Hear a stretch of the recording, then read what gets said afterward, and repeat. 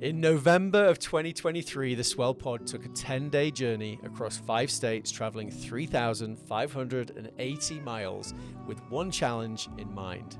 And that challenge was to interview 100 pleasantly rebellious humans to uncover deep truths about what it takes to create something that has never existed before, challenge the status quo, maybe even change the world.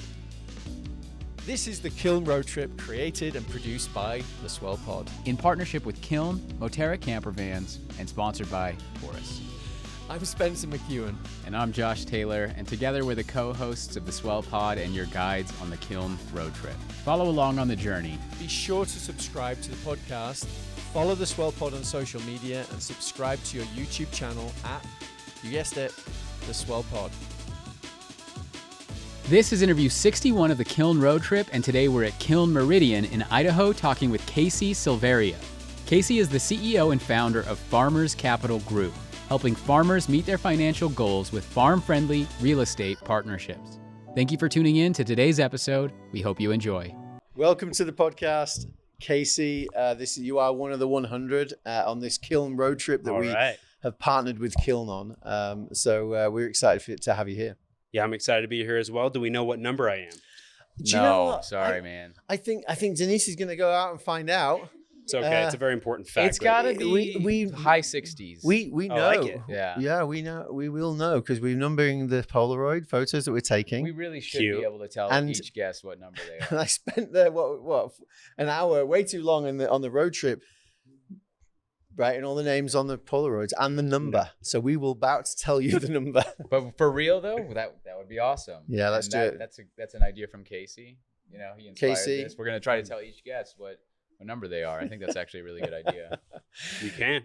I got lots of them. So yeah, man. So it's about to come in the news. So we'll break it up. Okay, so Casey, tell us who you are, your name, full name, and what you do. Yeah, absolutely. My name is Casey Silveria. I am the CEO and founder of Farmers Capital Group. I help farmers diversify off the farm to alleviate their financial struggles. I grew up on a farm in Caldwell, and so it's kind of been a venture in the last 2 years, and it's what I do right now, and I work out of Kiln, and it's a great community here, and excited for what I do. Yeah.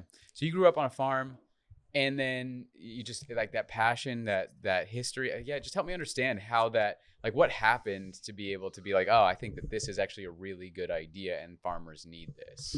Yeah, I'd like to say it's very clean cut, but nothing in life I think is. Yeah. A lot of people make it sound like, oh, I did this, then I went to this, and then that, and that's how I do the thing I do now. But that's not. Life is messy. Life is so messy. Yeah. And so I think the challenges and opportunities on the farm kind of pushed me into a financial career at a public company.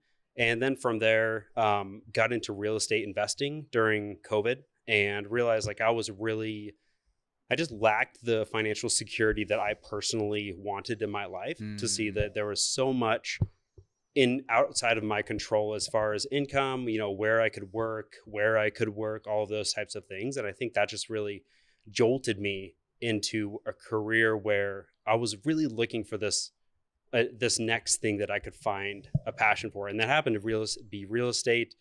And we always hear that there's a lot of wealth that can be generated with real estate and cash flow and provide you a lot of financial freedom. And so I just went down this rabbit hole. And with that, I found out about a certain way to structure real estate deals that you can bring on investors and they get a lot of the benefits of institutional grade real estate assets without having to deal with the actual property management of those vehicles. So they're just investors in the, okay, I got you. Yeah, okay. Exactly. Yeah, that makes sense. But yeah, how did you find this though? It's funny. We're talking on podcast right now, and it all started with the podcast. My real estate agent that I just got off the phone with, actually, he was the first guy that was like, hey, you should go listen to podcasts, go to Bigger Pockets, just go learn, go start your own journey. And I said, I'll do that. And so I did that, went really deep into it, learned all the strategies, and decided on joining this group where they really focused on the type of, we call it syndication work that we do now, where it's you bring in investors as limited partners, and then you partner with the general partners and they run the assets. So, but it's been this journey of, what do people really need and where can you structure these deals so it's beneficial for all parties. But it's been an educational journey for sure. So related back to farming, the farmers, are they coming in as limited partners? Am I understanding that correctly? Yeah. Okay. Yeah. I understand. Okay. Got it.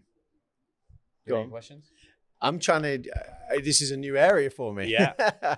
And we lived in actually on a farm in England before we moved here, but very different system there, I think. But just give me an example. Can you just walk through like a real life example of someone that you've served and get a kind of simplified version of it, the journey?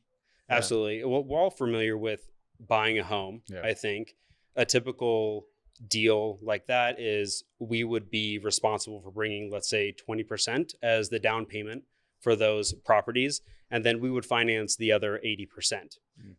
So it's the same concept, except when you're dealing with these, let's just say, multi-family apartment buildings per se, there's larger dollar amounts. And a lot of the times the banks require a 30% down payment, or even 40% is what we're typically seeing in today's market, with the volatility and interest rates being higher than what they are. So a lot of the times the people who find these good deals don't have the 40% down payment themselves, but they know they have experience, they have a good track record with running these real estate deals, but they just don't have the cash. So they look towards their investors and say, we have this great deal in exchange for your capital, money bringing it as that down payment, and money for capital expenditures, renovating the apartments, things like that. The general partner will give those investors preferred returns, which essentially means the general partners, or the real estate operators, don't get paid really a dime until the investors get, let's say 6% or 8% on their money. And what I love about that is it's, one, a pretty sweet deal for the investors, but secondly, it's secured in a real asset. And I have a lot of money in my 401k. And when I look at my 401k and other index funds, there is no way that I can understand everything that's going on in all of those companies, the management of all of those companies. Like, we're talking about hundreds and thousands of companies in there. And a lot of those, the business thesis for those companies, like, I don't really understand. But real estate, I think everyone has a grasp about that. I've lived in an apartment. I'm sure you guys have also lived in apartments, and it's a very simple business.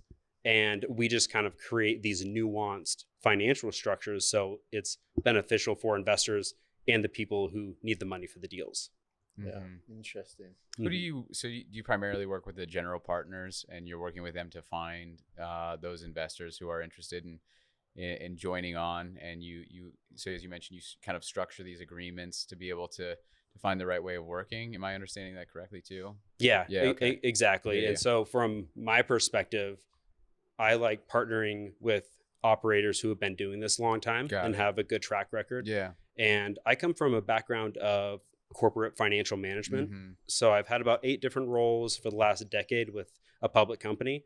So I take a lot of the skills that I used in those roles to really flip the script and say, okay, this real estate operator, they say they have a good deal, but I run it through my own financial models to see, is it really a good deal?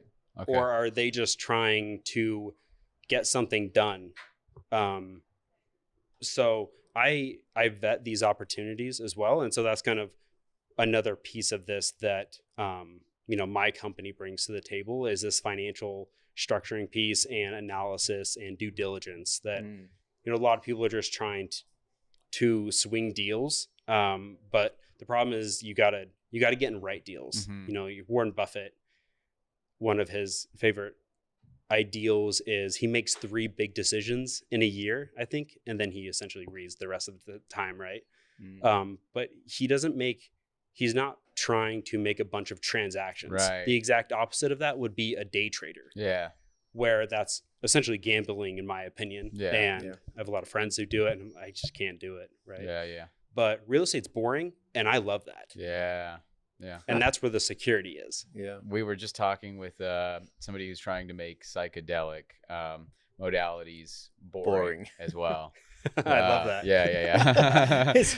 Yeah. So I don't know, that popped into my head, but that was really interesting. And how does it feel, growing up on a farm to see these farmers become diversified, more financially secure, how does that feel for you?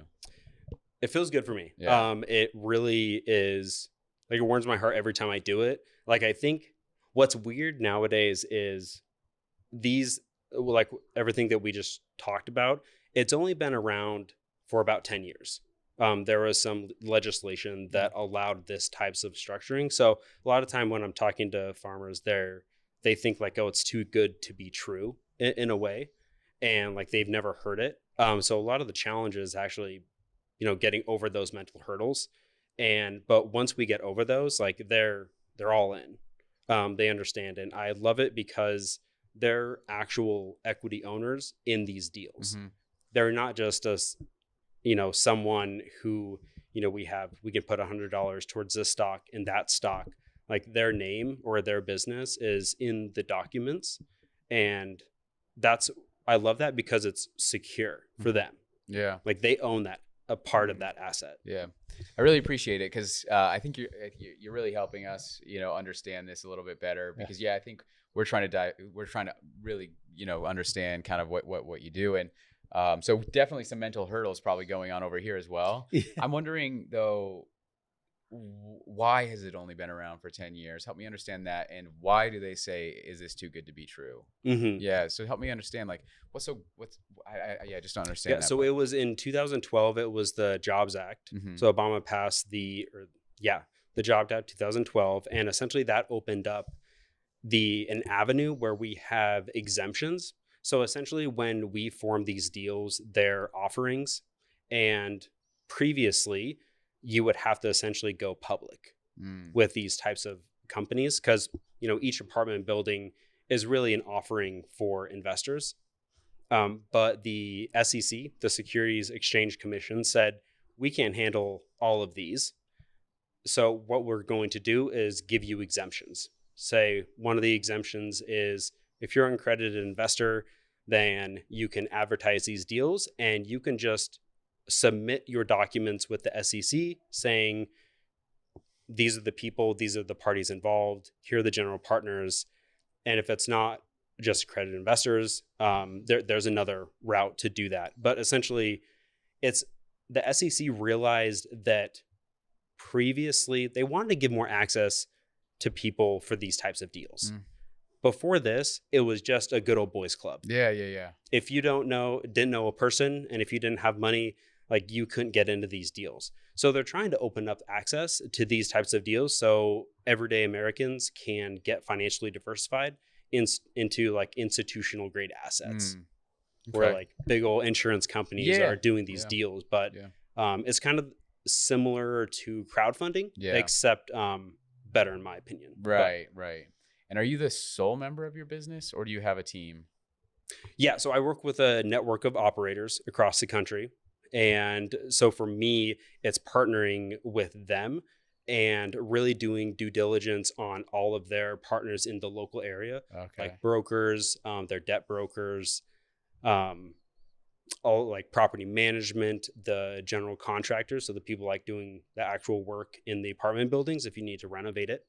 Right. So doing a lot of those due diligence pieces. Yeah. So we run a type ship, but that allows me to go and be really agile with different operators and different due diligence on these assets. Okay.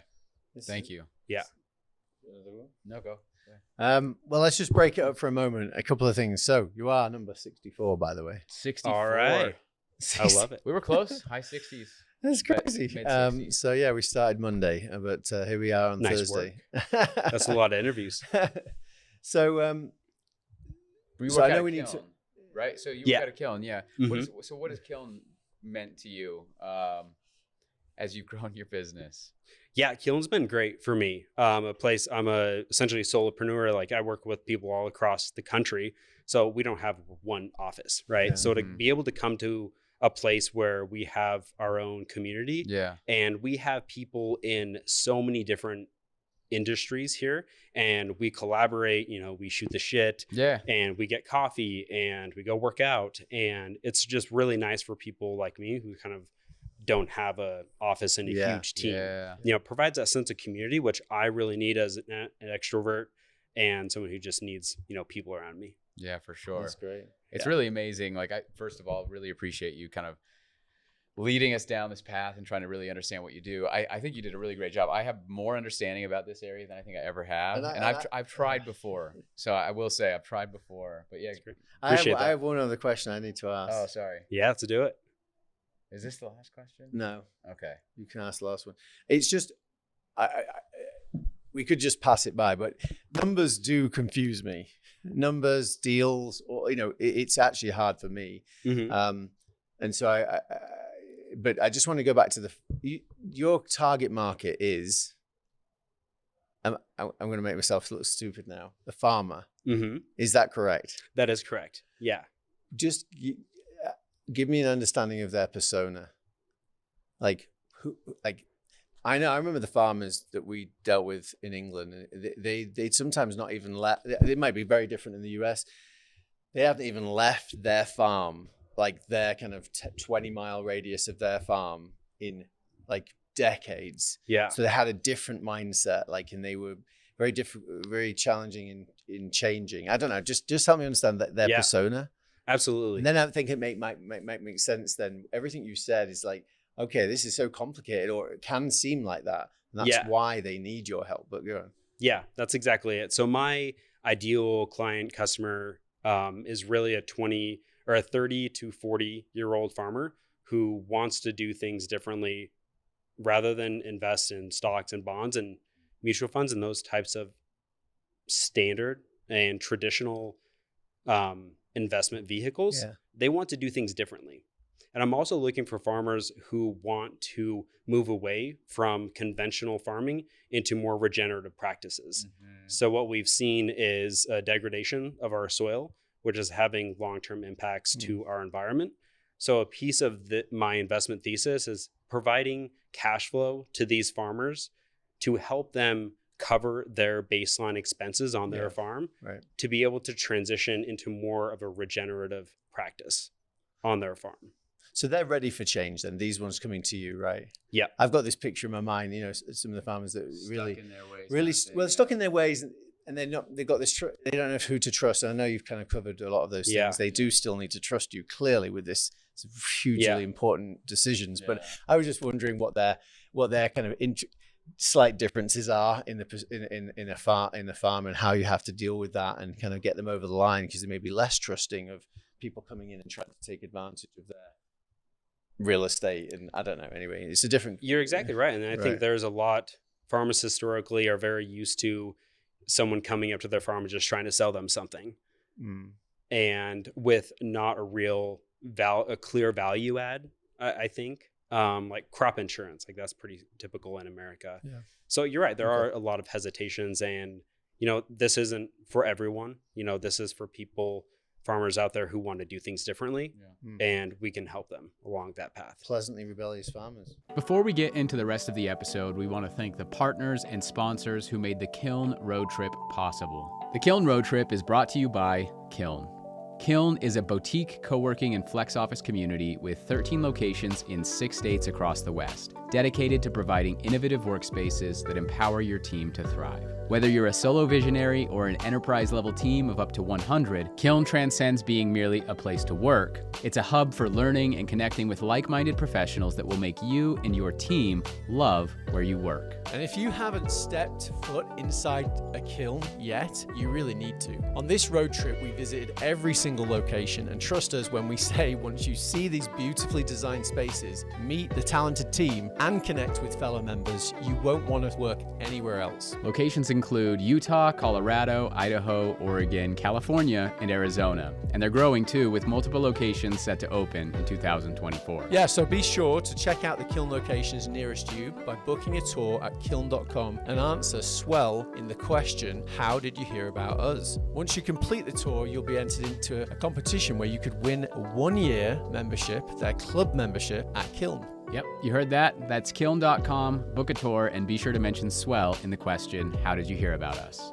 The Kiln Road Trip is also brought to you by Moterra Campervans, a luxury campervan rental company for iconic road trips. Their top-of-the-line vans are available at 7 locations located near America's best outdoor adventure destinations. They have consistently earned the highest customer ratings in the industry, making Moterra Campervans your gateway to adventure without sacrificing on comfort or service. That's true, and initially we wanted to take this journey in a 1960s VW bus, but thankfully we found Moterra instead.